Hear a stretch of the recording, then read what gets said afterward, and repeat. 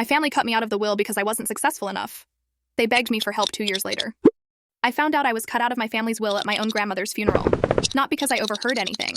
Not because someone slipped up. Because my uncle laughed and said, "Don't worry, you wouldn't have known what to do with the money anyway." Everyone laughed. For context, I was the quiet one in the family. No flashy job, no fancy car. I worked 2 jobs, paid my bills, never asked for help. Meanwhile, my cousins were loud, confident, constantly bragging about promotions and big plans. So when my grandmother passed, they decided I didn't need anything. I was told she'd already helped me enough, which apparently meant birthday cards with $20 when I was a kid.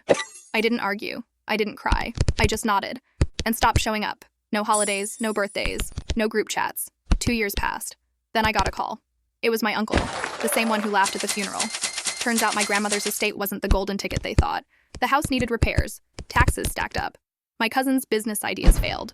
One cousin maxed out credit cards trying to invest. Another quit his job too early. They were drowning. And here's the funny part.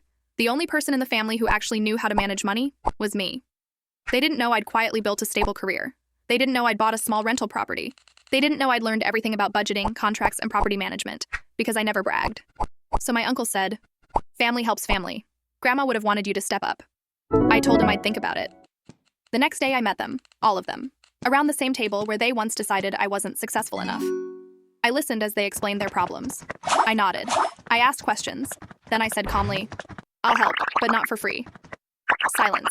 I laid out terms, real contracts, real repayment schedules, zero emotion. They stared at me like I betrayed them. My cousin said, "I thought this was family." I replied, "Family is who doesn't laugh when you're down." They refused.